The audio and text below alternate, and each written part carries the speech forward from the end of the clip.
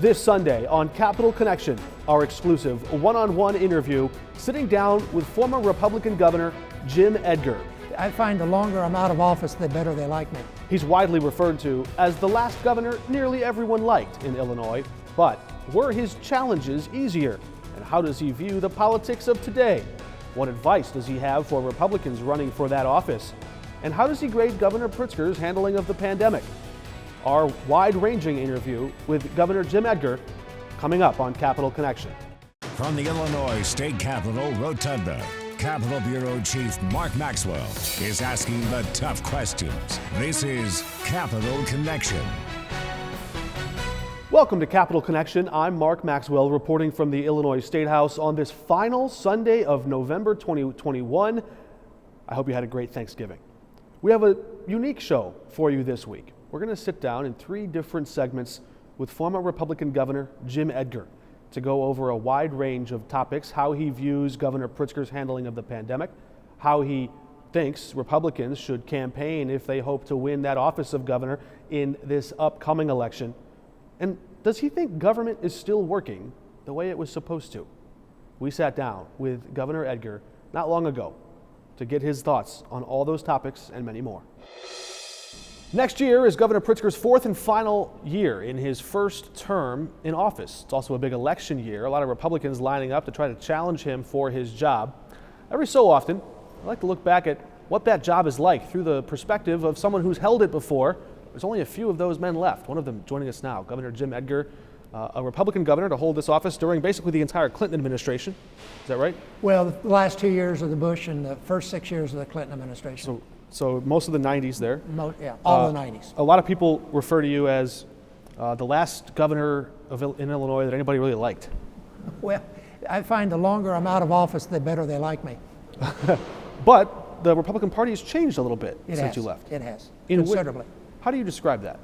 Well, nationally and in Illinois, more nationally perhaps than Illinois, it's definitely moved more to the right, much more of a, and I hate to use the word conservative, it's moved much more to the left on issues that we were not, especially the Republican Party in Illinois was always more of a centralist party. That's why I think we were able to win elections statewide, particularly as we saw the demographics change and becomes more of a Democrat state. Republicans could still win the governorship, could still hold on in other offices, but it's shifted, there's no doubt. It's reflected what's happened nationally in the Republican Party. Some of the issues, though, it's interesting, the way we talk about issues, I think, changes, but some of the issues stay the same. They do. Abortion is still a hot button issue, but that's an example of a change. When I first broke into Republican politics, more Republicans in the legislature were pro-choice than were Democrats. You can't find those anymore. Now it's completely, both parties almost require you, especially if you have presidential ambitions, or you have to be whatever the party line is. You don't have really that much discretion for your own thoughts on some of those buzz issues like that. And Democrats just purged their ranks of a pro-life Democrat in Dan Lipinski in Congress. Right. And that had a big factor in him losing the primary. And it's the same thing in the Republican side the other way. It's extremely difficult for a Republican in a Republican primary who is pro-choice to win. Maybe in the suburbs they can do it, but downstate it's extremely difficult. And one of the reasons too is, this is my kind of pet complaint about politics today, so much of elections are decided in primaries, not in general election. And our primaries have a tendency to draw a higher proportion of the extremes of both parties. The polarized, galvanized tribes. Well, a lot of the more moderates in both parties, they don't vote in primaries, unfortunately. Would you like to, so in this polarized, galvanized, tribal political climate or culture that we have today, would you want to govern a state like this? It'd be extremely difficult. It's much more difficult to try to govern and to get things done today than it was 20 years ago when I left office, definitely 30 years ago when I went into the governorship. You mentioned the abortion issue. If I looked this up correctly, you were the governor that signed the Parental Notification Act into law. I did. I was pro-choice, but I thought there were some areas. This, to me, was dealing with parental rights. At least there are some areas, and I think most people are there. I mean, if you look at polling, more people are pro-choice than they are right to life. But on this issue, most people think parents have a right to know. Now, one of the issues, and it's what they talked about this time, we wrestled with, was trying to put safeguards in there. Because there are some times where that notification doesn't work. And there were safeguards we thought put in there. Some have argued that it didn't work, but what did you make of this administration and this General Assembly's move to repeal that law? Well, I was a little surprised just because, I know public opinion on that, but there's concern, I think, at state level, what the Supreme Court might do on the whole question of a woman's right to choose, and I think there's a feeling that they have to protect that. I think maybe that was a little too far. I think, again, take a look at the safeguards and make sure there are adequate safeguards. But I do agree with their concern about a woman's right to choose. We're talking about a woman, not a minor here. We're talking about a child. We're talking about, and I think we had it down to 16 is where we cut that off. And I think I am concerned what the Supreme Court might do on that issue. And I think that would be a step backwards. Some people have described it from the sort of a callous political stance of framing that, well, Illinois, this blue progressive state, is trying to respond to Texas, a red conservative state. And I've heard other political analysts sometimes describe state legislatures as blunt instruments. They're not as finesse as the courts might be or as Congress might be, but they just sort of take these stances to almost signal to the rest of the country, this is what we value here. I don't think I would give Congress that compliment that they're precise at all. Okay, maybe not. I don't think so. I think, state legislators are like people in Washington. I mean, they have positions. People want them to take positions, do things. No, I really, I think state governments, at least Illinois, for the most part, was much more apt to solve problems than they were at the federal level. In the 90s, we had most time I was governor, 2 years I was governor, I had a Democratic controlled legislature. 4 years I had a split legislature. 2 years I had a Republican controlled legislature. To be truthful, there wasn't a whole lot of difference. But we got things done because the parties would come together. I think much more so than we saw at the federal level in the 90s, and state government was able to accomplish much more. Welfare reform came long before the federal government. A whole host of things we did at the state level because there was a little less polarization. Now that unfortunately has changed, but I still don't think state government, at least in Illinois, is as polarized as it is in Washington, though unfortunately we're catching up. How do you grade the Cutback Amendment and its impact? This, from the perspective of time, we had to look back. What effect did the Cutback Amendment have? And for our viewers who may not know, there was a time, just to give a little background, there was a time when one Senate district in Illinois would have not two representatives, but three. And there was sort of a handshake agreement that if there were two Republicans nested in that district, the Democrats could basically elect a Democrat there. I don't know how exactly that worked. I wouldn't say it was a handshake. It was just really the reality that usually you had enough of the minority party that if you had a candidate, they were probably going to elect the second candidate. But there was a decision made, both parties just slated two. So you knew you were going to have a third one, and that would be of the minority party. Which meant there were Republicans from Chicago and Democrats from deep downstate. Well, we had African American Republicans in the legislature from Chicago. Before the Cutback Amendment. Before the Cutback. We had, back then, DuPage County was a 99% Republican. We had, well, not quite that much, but we had Democrats in the suburbs. And what it did, and we had Democrats, had a lot of Democrats from downstate. We had downstate, Southern Illinois was Democrat back then. That's all changed in the last 20 years. But so you had a body that was much more probably representative of the state. All groups kind of had somebody. Now, it was not as well organized. It was chaos. I mean, I worked for the speaker, and it was hard to line up votes and get people in line, but there was less partisanship.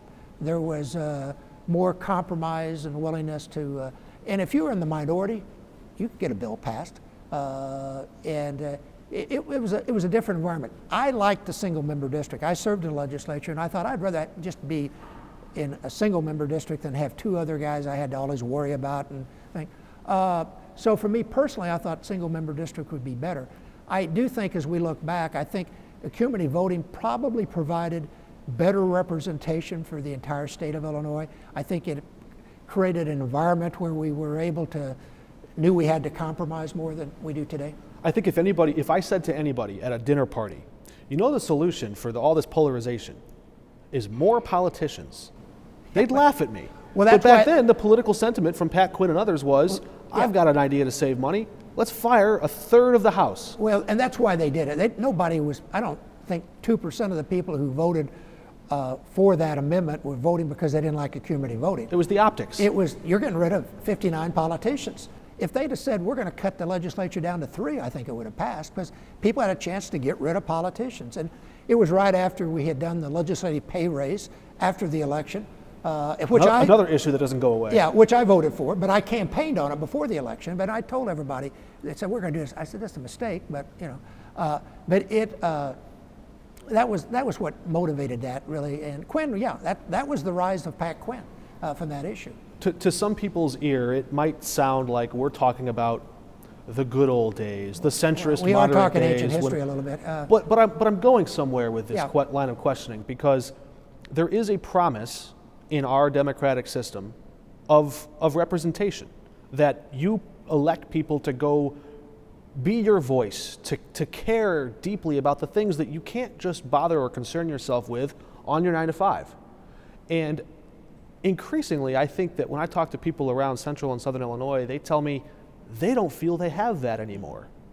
To what extent do you think that frustration with our institutions feeds into, and I want to be careful not to justify what we saw on January 6th, but to build a bit of a backstory that increasingly we see people storming the State House in Michigan to try and capture and kidnap the governor there, not trusting our election systems in Washington and storming the Capitol building there.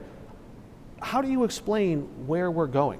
Well, I think we've had a polarization in society, and I lay the blame to some extent on the media on that. We have seen a polarization in the media. When I grew up, elaborate on that. Well, when I grew up, you had 3 networks, and you watch the evening news, it's pretty much the same story. Everybody got the same information. Today, we have now Fox, we have CNBC. But we have fewer representatives. We have fewer people in newsrooms today than we had in the 90s. Well, I didn't say the quality of the news is any good. I'm just saying what they put out. Right. And I'm not so much the local, it's the national. You have a polarization. And people have a tendency, unfortunately, now that you have a choice, I mean, it's not all the same kind of news, so I'm going to watch who I agree with. And that's just going to reinforce my views. And you have people who watch news outlets that are critical. Also, you have the social media, which there's no fact checks on what they say, and they espouse one view or another, one extreme or the other, often. And so I think would you have been on Twitter? I'm still not on Twitter. I don't understand. But if you were trying to run for office today, would you be out there tweeting? You have to take advantage of technology today. There's no doubt about that. But I'm just saying that I think that is what led to. I don't think. Now we do have in districts, legislative districts. For example, when I ran for office, my district leaned Republican, but I knew I had to still get Democrat votes, and I had to appeal to everybody. I had to listen to everybody. Today, the way the redistricting process is, we have it's all Republican or all Democrat. There's very few swing districts anymore. So, and again, I go back to the primary. These people are elected in the primary.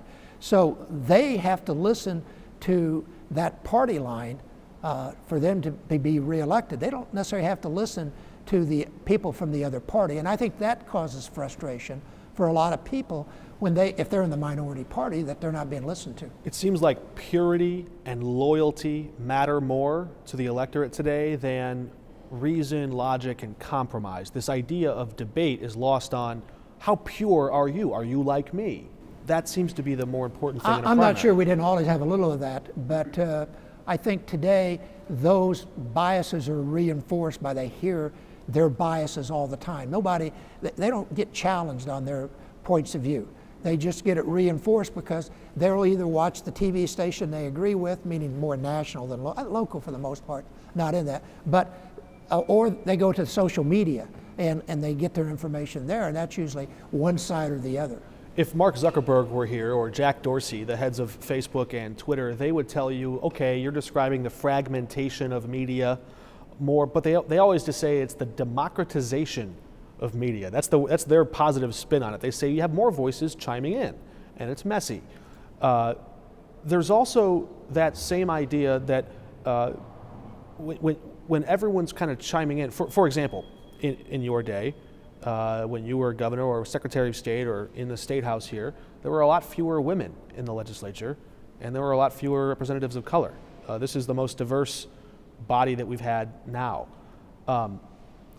This is a rough segue, but I wonder how you view Illinois' role in shaping national politics around matters of race. This, of course, the political birthplace of Barack Obama, Abraham. The political birth, yeah. The political birthplace.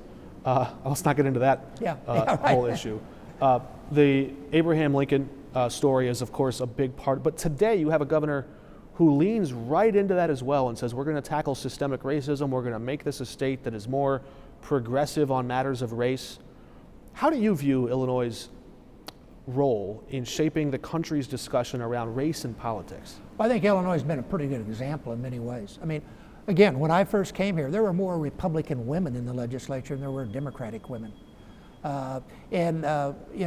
And they were very progressive women. They were from the suburbs. In the Republican Party? Yeah. And so we always, even back then, there were more women in the legislature in Illinois than most states by far. Not that many, but still more than in other states. And a lot of that basically came from the Republican side because the cumulative voting and the suburban women vote. Now, it's changed. You have many more women, I think, Democrats now, though you still have several Republican women. And they're not all liberal or moderates. There's some very conservative women. So I think Illinois, again, in that regard, is much better than many states. The one area that we've been slow in, and there's a lot of discussion this time, was Hispanics. On the map. On the map, getting Spanish representation. There's more Hispanics now in Illinois than there are African Americans. Mm-hmm. There are more Hispanics, I think, in Cook County than there are African Americans. But they're the fastest growing segment of our population. Yeah, but the politics, Asians actually the fastest growing. Well, yeah, they're not as big, but yeah. But the districts don't represent that, so the representation doesn't represent. And that's where we've been a little slow. And part of that is that's going to come at the expense of a lot of African American representation. So you have that tension between two minorities about who's going to get how many districts. I'll make a confession here, I suppose. Years ago, long before I was ever a reporter or a member of the media, I would often watch sometimes political stories. I'd be a consumer of this media, and when I saw political stories, political media, or reporters start to talk about race, my stomach would turn a little bit. I'd say, why are we forcing this issue? Then being closer to it, seeing how they draw the maps, hearing from black voter groups, Hispanic voter groups saying, no, this is absolutely about race. This is absolutely about our representation. It seems like this is sort of something. There's a lot of people who were in power for a long time who just kind of liked the way it was and didn't want to surrender that power. That's true. I mean, it's hard for people to give up power. But what I'm saying today is that you have one of the problems for the Democrats is you have two of their biggest groups that really are fighting over the same area, African Americans and Hispanics. African Americans, who for many years were discriminated against, they now have more representation than their population would necessarily show. Hispanics have far less, and they're kind of in the same areas. And that's part of the dilemma that the Democrats have to sort out as they go ahead. Well, the original Mayor Daley had a few tricks up his sleeve on that front. Well, he was pretty good he was slow to react, but once things started moving, he'd get in front of the parade pretty quick. Example, when I first came over in the state Senate, the Democrats, for the most part, were a lot of old men. Mm-hmm. And they weren't very effective. Some of them I don't think spoke English. They represented certain Eastern European ethnic groups. Then Daley realized he had to make changes, and he slated a bunch of young guys. Phil Rock, Tom Hines, among others, that came in, and they became the new leaders. So Daley, he didn't like Adlai Stevenson, but he realized when there was a Senate opening that Adlai Stevenson would be the best candidate and it'd help the rest of the party. So the senior Daley was pretty, he was slow to react, but he usually at the end of the day kind of got it. We've kind of danced around some broad themes Yeah. a little bit. Part of it, representation and how people's voices are heard in politics. The last Let thing. me go. I want to go Yeah. back though on representation, and you were talking about people's frustrations. One of the reasons I'm a big proponent that people need to be willing to compromise. One is to get things done. You're not going to get 100% of what you want. So even if you're the governor and your party's in control of the legislature, you're still not going to get 100%. So you need to be willing to reach out and meet people halfway. The other reason, if you have policies that are designed as a result of compromise, that means a lot of different points of view are going to be at the table, and that policy is probably going to reflect a lot of different points of view, and I think can be more acceptable to the public. So if we had more of that as opposed to one party dictating, whether it's Republican or Democrat, I think people might feel a little more, at least I had some input. My point of view was heard. I want to get to that in a minute, and I think there's a good way to do that. The last thing that Speaker Madigan did before leaving in January of 2021, I got my calendar mixed up there. The last thing he did was to deliver big wins for the Black Caucus, the Legislative Black Caucus. One of them was very controversial. It was about this issue of reforming police issues, the way we do bail, the way we have the justice system. A lot of it was changed. Some of those changes are still in the offings. They have not yet happened yet. I want to put a pin in that and come back to it. Right now, a lot of Republicans running for governor, the office you once held, are saying crime is worse now than it's ever been. It's not actually true. The recent surge in crime, that speed of increase is worse, but in the early 90s, late 80s, the homicide rate was double what it is today. What changed? What worked from 1990 to 2019 to cut the murder rate basically in half? Well, I think police were better trained. I think there was more community involvement. Back then? Yeah, I do. I think there was efforts made. I mean, that was Rodney King era. Well, but Rodney King, we did not riot in Chicago when Rodney King riots occurred throughout the nation. I was governor, and I remember it. I was scared to death we did not have riots in Chicago. Now, they'd had riots earlier. I was just surprised to hear you thought police training was better then than it is now. Well, I'm just saying, there were things that had been put into place that they hadn't had before that I think had some positive impact. There was the Clinton crime bill. Well, a lot of things happened. Now we did a lot of mandatory sentences, which I don't think worked that well, proved not to be as good. We had our prison population was huge. I don't think there's been a feeling that has worked. I think one of the things we tried to do when I was governor was do a better job of preparing inmates when they left prison, that they could go back into society, find jobs and things. And unfortunately, when you have budget cuts, some of those things get eliminated, and we've had budget problems in Illinois the last few years. But no, I know crime was higher in some ways, and I think society kind of took some steps. What happened recently, particularly as a result of this past year, was this whole racial thing really just blew back up big time. After George Floyd. After George Floyd. I mean, I think it was probably simmering, but I do think there were things that you saw that minority communities began to have more representation in the 90s. They had, in Illinois, they'd had leadership in the legislature even prior to the 90s as the leader in the Senate. I think to deal with this, one, we can't, we've got to figure out how we try to improve community relations between the police and minority communities. I do think we have to be firm on people that we catch with guns and do things like that, and we've got to make sure that they are penalized. Get tougher on hard crimes? Well, I would say get harder. I'd say make sure that there's effective sentencing, that they are sentenced. Now, I think you can make arguments, and I think the minority community, some of the people who get put in jail because they can't meet bail, they're minor matters, and that just clutters up the prisons, and I think takes away from our ability to deal with the real serious criminals. So how do you view then the ending of cash bail? Well, I think we have, Philadelphia did it first, and just see how that does work. I don't, it'll be interesting to see in a few years. I mean, I think it was worth taking the chance on minor crimes. traffic offenses and things like that. Not armed robbery or Well, the forcible homicide. felonies, they can still be detained. Yes. With or yes, without bail. Yeah. And but I don't have the answers. I do think crime is a major issue, and I think after the riots this last summer, there was a lot, not this summer, but the summer before, there's a lot of concern, and I think it got people very upset. My wife was talking to somebody today. She wanted to take her brother downtown Chicago, and her kids are saying, "No, you don't want to go down. It's not safe." Well, it's safe downtown Chicago.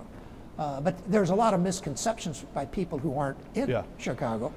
It has certainly changed. I want to go back to the idea. I know we're dancing around broad themes here, but politics is ultimately the pursuit of peace through compromise. And it's often a reflection of how we treat each other, how we value each other, how much we pay workers, all of these things are debated and settled usually here in this building first, and then they kind of spread out into society later. Do you think we're becoming, as people start to attack our institutions, give up on our institutions, do you see a society that is moving away in some way from the promise of this form of government that we have? Does that concern you at all? Well, I think, unfortunately, there are a lot of people in the process as well as outside of the process that think if you're not 100% with me, if you're not 100% on this issue, then you're bad, you're totally wrong. And we got to get away from, if somebody disagrees with you, they're not bad, and maybe they're not even wrong, you just have a different point of view. I mean, as someone who grew up in Charleston, Illinois, went to Eastern Illinois University, I tried to be open-minded, but I'm the creature of my environment, and so I probably had certain views that were much different than a view of a legislator from the south side of Chicago. And I had to remember when I was governor, now I'm governor for the entire state, and also, I don't agree with that legislator from the south side of Chicago, but they come at it from a different background, and we both might be right and we both might be wrong, and we got to find that common ground. But unfortunately, today, if you look like you're willing to compromise, then people think, well, you've sold out, you have no principles, and that's unfortunate. There's a Republican from Louisville, Illinois, running for governor right now. His name's Darren Bailey. He was a House Republican, and now he's a Senate Republican. He won basically uncontested elections in primary races and then had very little Democratic opposition in districts that are now pared back after the Cutback amendment, so never really faced a competitive election. He's running for governor now. He recently said if he picks a lieutenant governor, he wants somebody who can be, I'm quoting him now, an ambassador to Chicago. He's also supported this idea of divorcing Chicago from downstate. I'm going to say, after taking that position, now running statewide, he's got to backtrack a little bit. I wonder, right, so he's saying, I used to want to split the state in two, now I want someone to represent Chicago for me. How do you evaluate a statement like that? Well, actually, from him, I think that's not a bad statement. That makes some sense. I've always thought your running mate, I did it with my running mate. I'm a downstater, I picked somebody from Cook County. I picked Bob Custra. Now, it gave me some geographic balance. It gave me somebody from the suburbs, which is is the biggest part of the state. But I wanted to make sure that he was somebody that we agreed on the issue. So if something happened to me, you weren't going to see a 180-degree change in the government. But I think the geographic balance makes sense, and particularly for Mr. Bailey, I think, who has a real problem running in the Chicago area on the idea that he, at one point, wanted to remove him from the state. Now, a Republican's not going to carry Chicago, but you got to get 20 or 25% of the vote to have any kind of a shot to run. It's such a huge population center, you got to compete. Yeah, but I think that statement's saying that kind of, well, maybe I messed up here when I made that original proposal, now I'm trying to undo it. Play to your strengths, I suppose. Do you have any advice for any of the Republicans running for governor this year? Well, it's a two-step dance, as I tell those I've talked to. And have any of them reached out to you? I had. Can you share which ones? So I just had lunch recently with Jesse Sullivan, and seems like a very bright young man. He never was run before, and that's got his pluses and minuses. I know of Bailey. I've watched in the media. We probably don't agree on many issues, even though we come from the same part of the state. I don't think people should sleep on his energy. Oh, no. Right? Well, I think in a Republican primary, somebody told me that some poll that 80% of the people wanted a Trump-like candidate. I mean, Bailey probably, or the other one from Chicago area might fit that.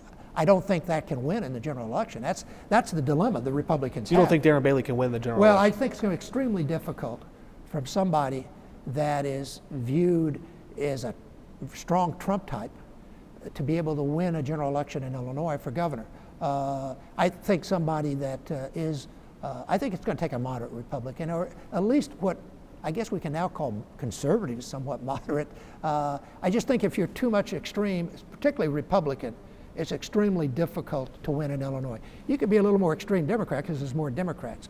But I think that for a Republican to be able to win the governorship, and I don't think it's out of the realm of possibility that a Republican could win, but it's going to have to be someone who is not going to scare the people in the middle and are going to be able to pull over some, as I call it, independent-minded Democrats or thoughtful Democrats and do well with the independents. And the suburbs is where it's going to be decided. That's interesting commentary. It's something we hear often. I could probably pick your brain for hours. I'd love to do that, but I want to be respectful to your time. You've been very generous here with us already. I do want to ask you, though, when you look at Governor Pritzker, the pandemic is something I think no politician would ever wish for when running for office. They make a lot of decisions, and in his campaign re-election videos, he said, I didn't get everything right. Maybe I could have done some things differently. But here we are, more than a year and a half in. He's still issuing executive orders, still using mandates, not through the legislature. And as a Republican, how do you think that enduring use of executive power, how does that sit with these independent or thoughtful Democratic voters in the middle that you just described? Do you think those voters are more vulnerable on J.B. Pritzker's flank, if you will, politically speaking, because of the weariness they might have felt throughout this pandemic? Well, first of all, let me just say, as a governor who went through a state disaster that was the biggest natural disaster we'd ever faced in Illinois, you don't have the luxury of saying, let's have a committee hearing in the Senate or the House and talk over how we're going to deal with it. You got to move quick. And the pandemic was the same way. I mean, well, we're a year and a half in. Huh? Yeah, we're a year and a half in, but a lot of these decisions had to be made very quickly because nobody knew what the impact was going to be. So I don't fault Governor Pritzker. You're getting ahead of his political ambition. And I don't want to make him disillusion him or anything there or get him too excited. But I think that you didn't have that luxury. Now we can have a debate about what we could and couldn't have done differently, and I think there should be once we're done with the pandemic. And I don't think we're quite done, though. I think we're getting close. If people would just get vaccinated, I mean, this thing could be behind us. That's the thing that I cannot understand. You told me off camera. I should have asked for our audience benefit, but you told me off camera you just had your booster shot. I did, yeah. I grew up in the era of polio. I mean, we rushed as kids down to get vaccinated, and they hadn't tested that thing, but we wanted vaccinated. We didn't want to get polio. And so I have a hard time today. Maybe I'm just too old. I just don't understand this hesitant to get vaccinated. But a lot of people haven't, so we still have the pandemic hanging around. But I do think once it's done, and hopefully it'll be done sooner than later, you take a look at what is the right procedure. I don't begrudge some of the things that Governor Pritzker had to do. You never want to have to, that would have been a terrible thing to have to deal with. Saying that, there is no doubt there is fatigue in this state, particularly wearing masks. People just, they're tired of it. And that, unfortunately, right or wrong, is going to probably affect their thoughts on the governor because he's the point guy. You can't escape that if you're doing your job. And he's the point guy. He made the decisions. Maybe some were good, some were bad, but he had to make the decisions. I had somebody early in my career say, when you got a problem, you got to make a decision.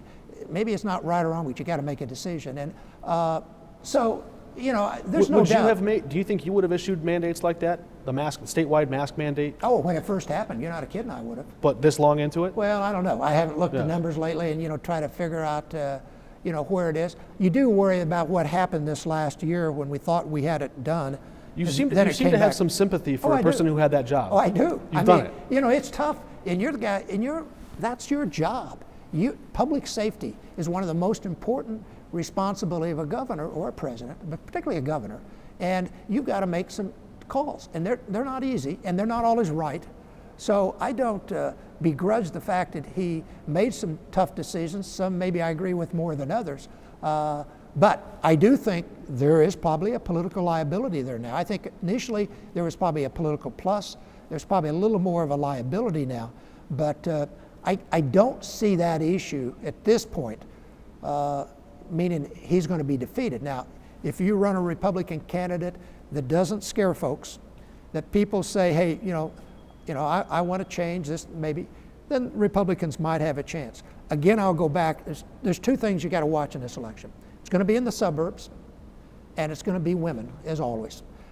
If we saw what happened in Virginia a couple of weeks ago, if that would happen in Illinois, then you've got an outside shot at winning the governorship in a state that's Democratic. And the Biden backlash might be brewing in a way that helps. In an off-year election, the party out of power always does better, and there's no doubt right now President Biden has some real problems. Now, the infrastructure bill, that was the first good news he's had in a long time, and that might begin to turn things around. But right now the Republicans have an opportunity in Illinois, not only to win the governorship is going to be tough, but it's not impossible.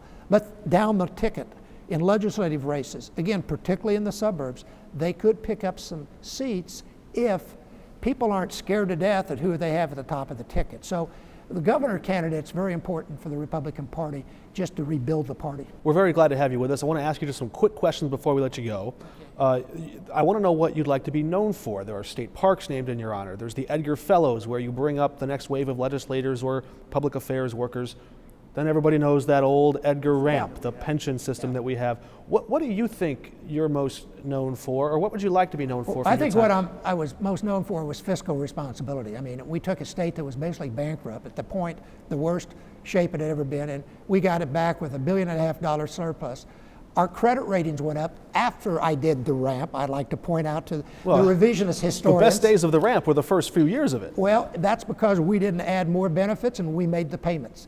And we said at the time, it's going to get tougher down the road, be prepared. And unfortunately, they didn't prepare. And they increased benefits that they shouldn't have. They didn't make some payments they should have. So, but when I left office, the pensions had never been that high funded. And for the first time, we had a law that says you had to pay into the pension. Now, saying that, I think the thing I'm proudest of is the only time I think Northern Illinois University used to do a poll of public opinion on people's views in Illinois toward state government. And you'd ask the state moving in the right direction or wrong, always was the wrong direction. The only time it was ever in the right direction is when I left office. Right before I left office, they polled, and it was 5-1 in the right direction. So I think people felt like they were getting good government, things were working. The one issue that never got any press that I thought was very important, when I became governor, Illinois was last in the nation in the number of adoption.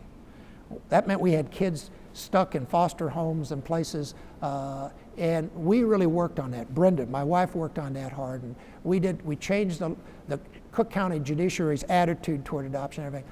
And when I left office, we were the #1 state in adoptions. From 50 to #1. Yeah, and I've always thought, we do a lot of things, particularly to help children, but what's more important than finding a loving home? Most of us had that opportunity.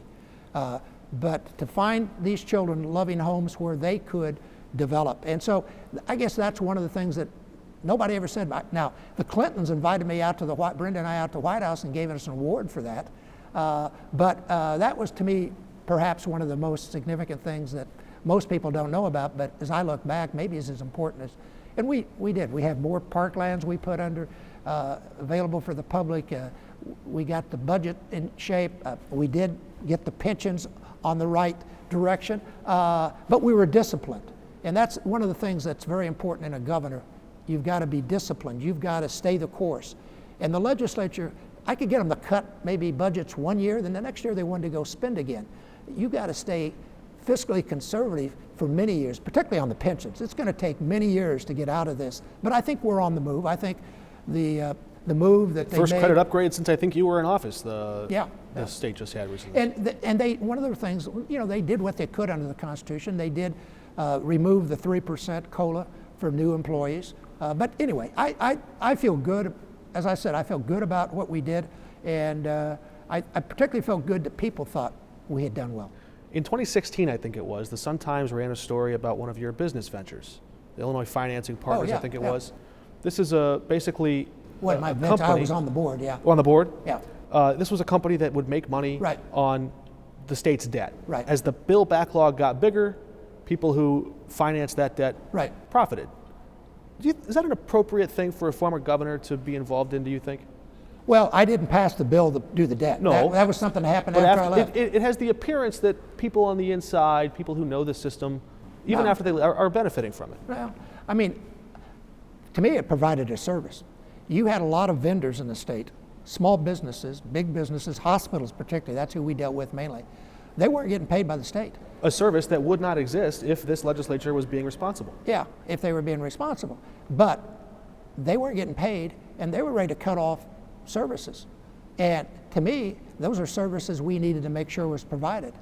Now, I have to admit, I was amazed the state went as long as it did and paid those higher rates. It was kind of like it was a pressure to make the legislature not do it. They didn't do it. It was But I gravy do for think- you. Huh? It was gravy for you. It was all right. To be very truthful, we had trouble getting the state controller to ever pay us what the statute said they were supposed to pay us.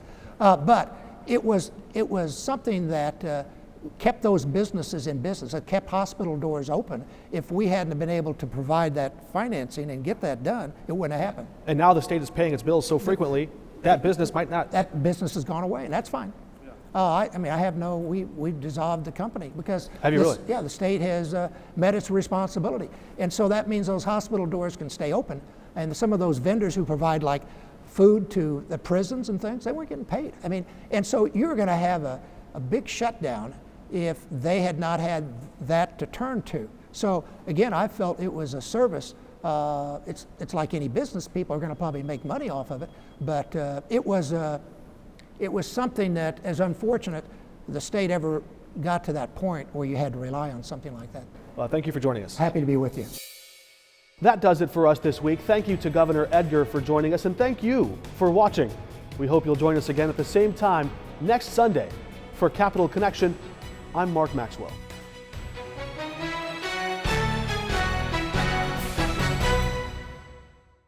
Stay connected to the Capitol all week. Follow us on Twitter at CapConnectIL or watch reports from our Capitol team on WCIA 3. You can also find us on Facebook or WCIA.com.